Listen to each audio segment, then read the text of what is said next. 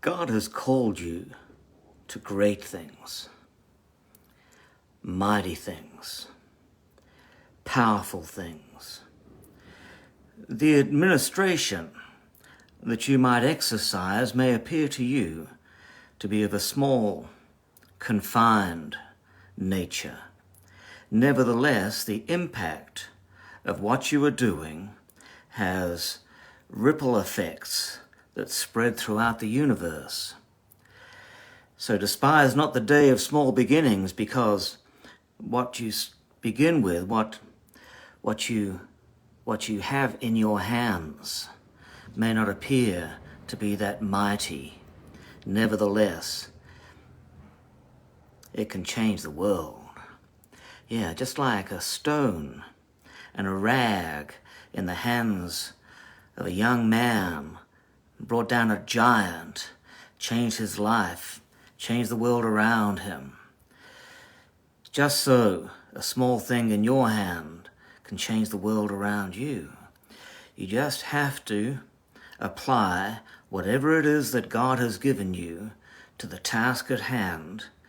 As the Word of God tells us, whatever your hand finds to do, do it with all your might.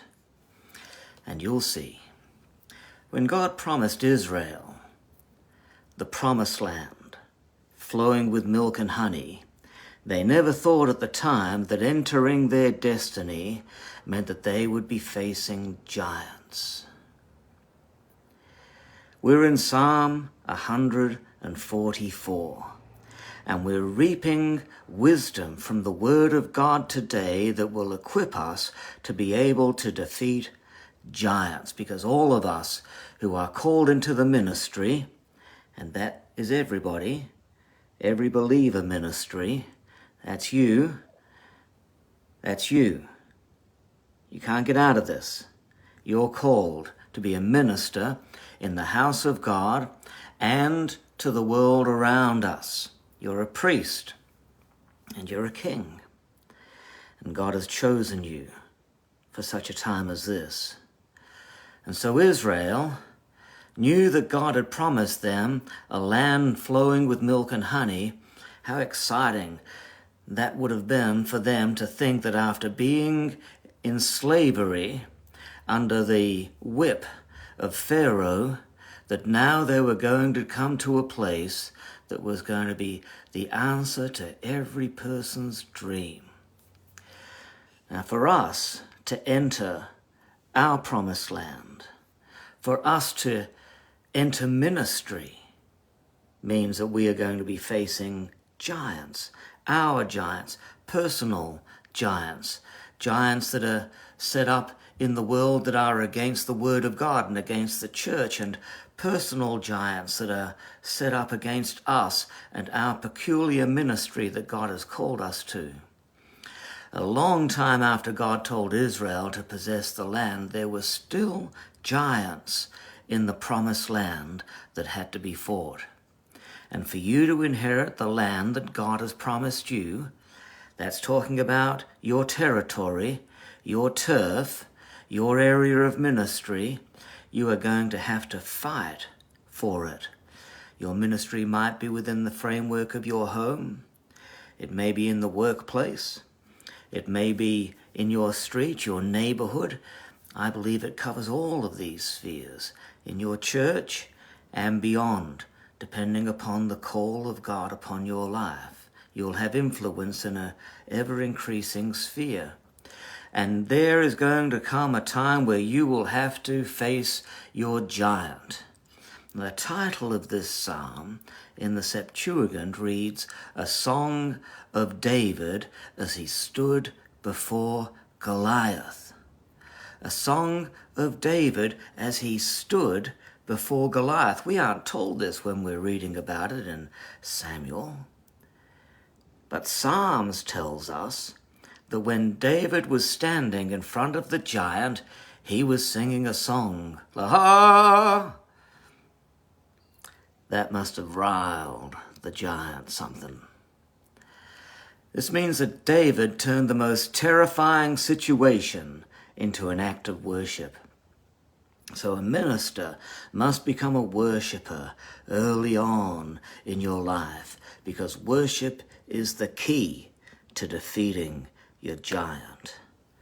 What do you think took that stone in David's sling and gave it the penetration into that thick Neanderthal head of Goliath's, capable of knocking him down to the place where David could cut off his head with Goliath's own sword?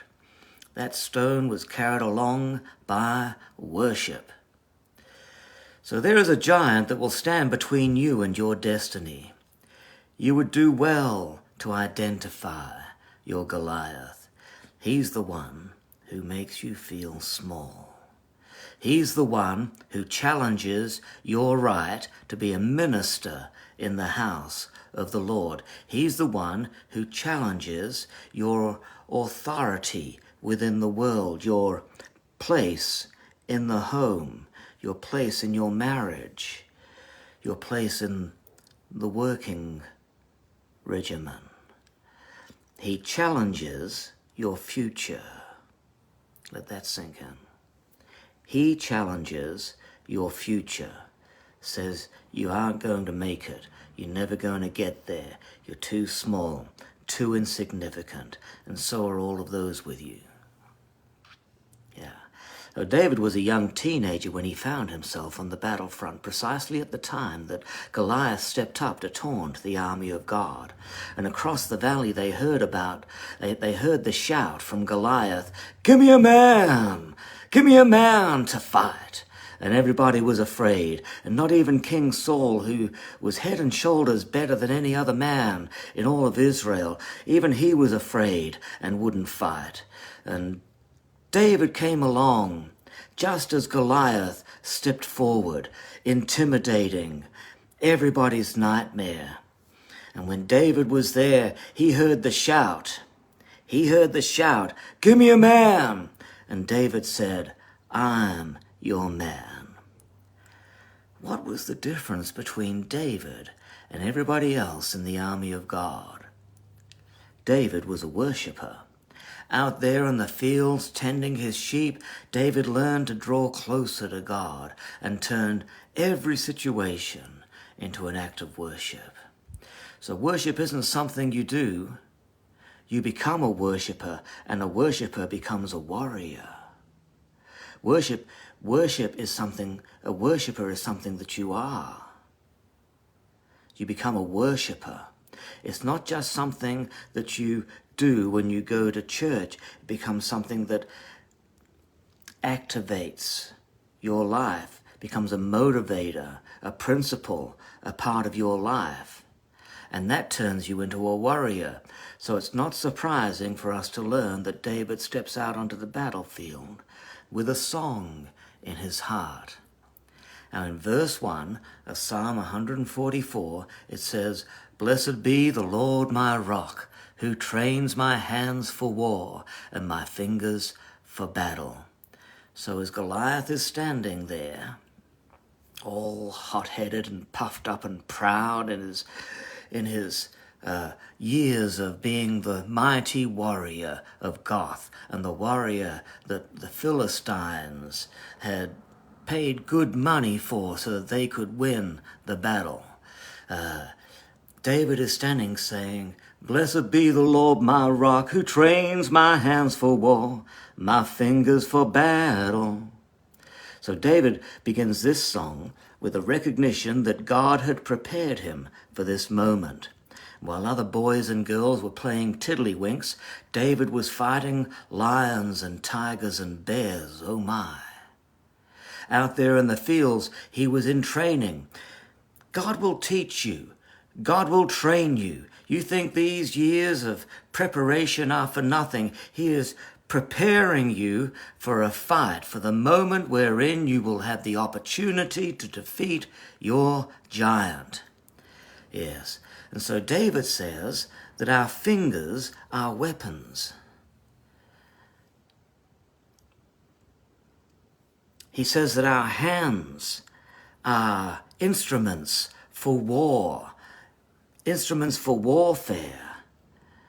No wonder Paul said, I want all men everywhere to lift up holy hands in prayer, because when we do that, we're in training and we're involved in a battle and we're involved in exalting God, and our hands become equipped with power and with strength. And that's how we fight, in prayer and in worship. Then in verse 2 it says, you are my loving God. You are my fortress. You are my stronghold. You are my deliverer.